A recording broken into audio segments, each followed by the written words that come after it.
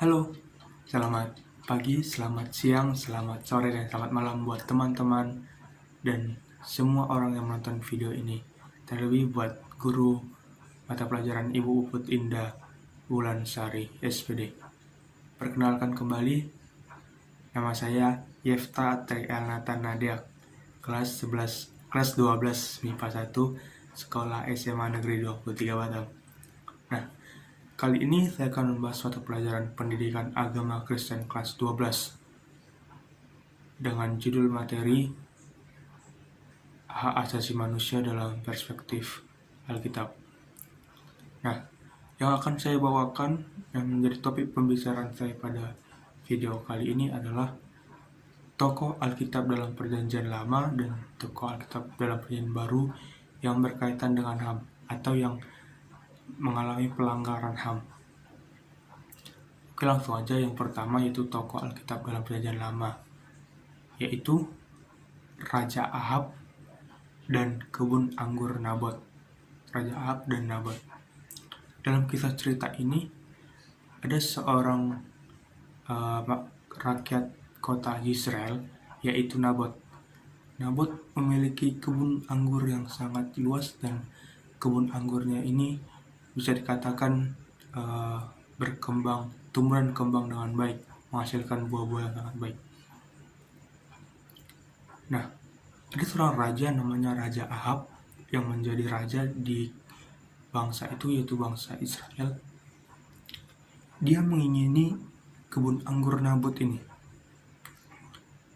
dengan alasan kebun anggur Nabot ini akan diubah dia menjadi kebun sayur, dan dengan alasan kedua dia meminta kebun anggur Nabot ini karena kebun anggurnya Nabot ini dekat dengan istana di mana Raja Ahab tinggal.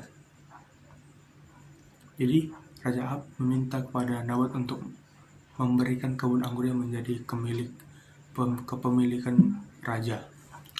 Tapi apa jawab Nabot sebagai pemilik kebun anggur tersebut?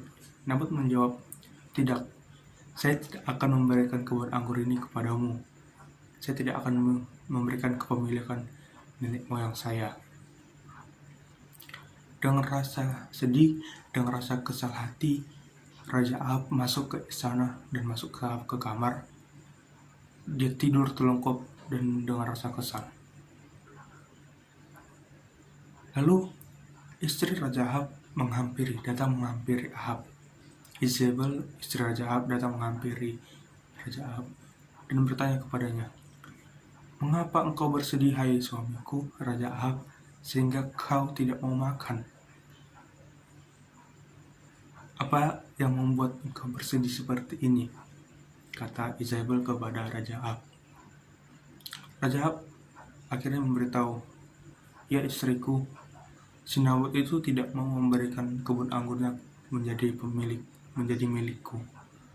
Aku kesal dan aku sangat susah hati." Dengan rasa membangkitkan patah semangat si Ahab ini tadi, Izebel mengatakan kepada Raja Ahab, "Bangkitlah hai suamiku, pergilah makan. Aku akan memberikan kepadamu, aku akan mengambil kepadamu kebun anggur si Nabot itu." Karena Ratu Izebel, istri Raja Ahab, mengetahui alasan dari kesusahan hati Raja Ahab, maka Ratu Izebel membuat rencana untuk mengambil kebun anggur Nabot dengan membunuh Nabot terlebih dahulu. Ratu Izebel membuat surat mengatasnamakan Raja Ahab dan memateraikannya. Surat tersebut diberikan kepada para penatua kota Israel dengan isi surat memaklumkan puasa. Maklumkanlah puasa dan suruhlah Nabot duduk paling depan. Setelah Nabot duduk paling depan, tampilkan 2 orang dursila untuk menjadi saksi bagi Nabot. Nah, setelah surat itu dilaksanakan oleh para penatua. Setelah 2 orang bersila itu datang ke hadapan Nabot menjadi saksi bagi Nabot, dan 2 orang bersila tersebut mengatakan bahwa Nabot telah mengutuki raja dan telah mengutuki Allah. Di sini dalam surat, inti dari surat tersebut bahwa Nabot dituduh melakukan pengutukan bagi raja dan pengutukan bagi Allah. Karena didengar oleh para penatua kota Israel bahwa Nabot mengutuki raja dan Allah, para penatua kota Israel menarik Nabot keluar kota, melempari Nabot dengan batu hingga Nabot meninggal. Setelah Nabot meninggal, para penatua tersebut memberi informasi kepada Ratu Izebel bahwa Nabot telah mati. Dan Ratu Izebel pun memberitahu kepada Raja Ahab bahwa Nabot sudah tiada, sudah mati, dan kebun anggur Nabot menjadi milik dari Raja Ahab. Begitu bangga hati Raja Ahab mendapatkan kebun anggur Nabot tersebut. Tapi kita balik sedikit, menjadi permasalahan dalam cerita ini bahwa terjadi pelanggaran hak asasi manusia, bahwa hak dari si Nabot, apa yang menjadi kemilikan dari si Nabot, diambil paksa oleh Raja Ahab dan keluarga. Dan lebih parahnya lagi, Nabot dibunuh. Itu dia teman-teman, tokoh yang berkaitan dengan tokoh Alkitab dalam Perjanjian Lama yang berkaitan dengan HAM dan apa yang menjadi masalah inti ceritanya. Kita masuk yang kedua, tokoh Alkitab dalam Perjanjian Baru yang berkaitan dengan HAM atau pelanggaran HAM. Sebenarnya di dalam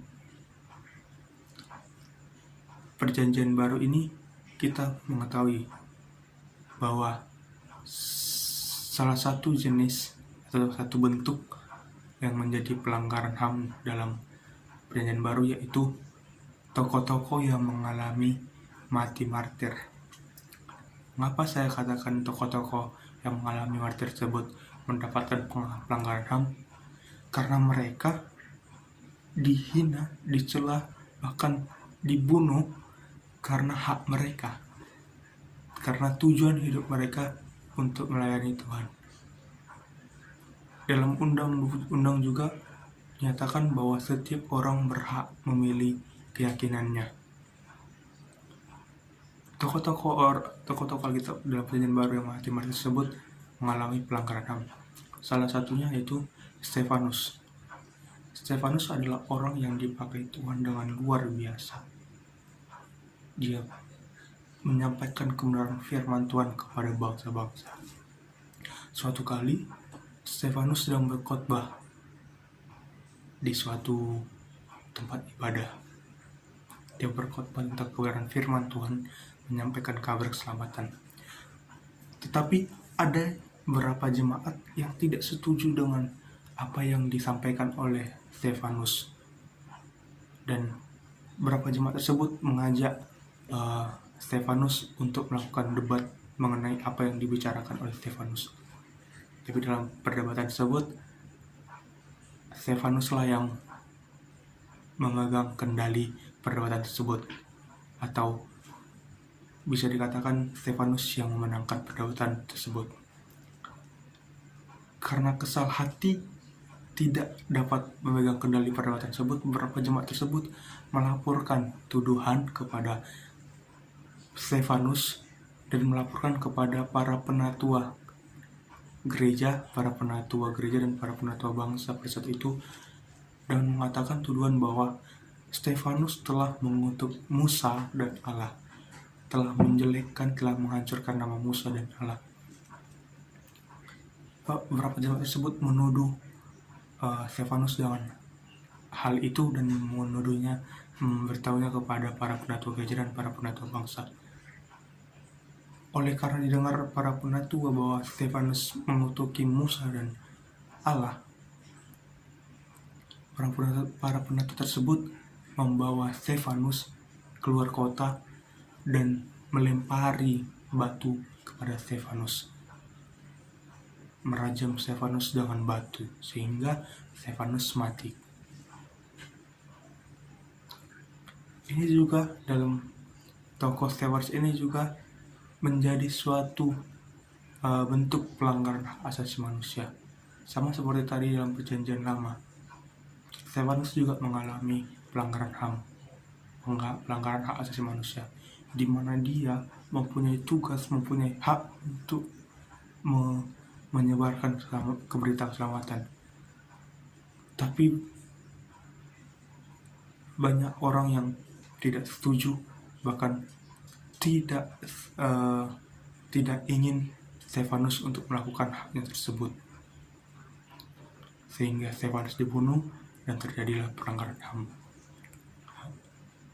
Kedua tokoh ini dalam perjanjian lama dan perjanjian baru sama-sama memiliki pelanggaran hak asasi manusia, yaitu mereka tidak dapat melakukan hak mereka, melakukan tugas mereka dengan baik, karena apa yang dilihat oleh orang lain terhadap hak mereka itu salah, dan mereka membunuh dua tokoh tersebut sehingga mereka mati dan terjadilah pelanggaran HAM.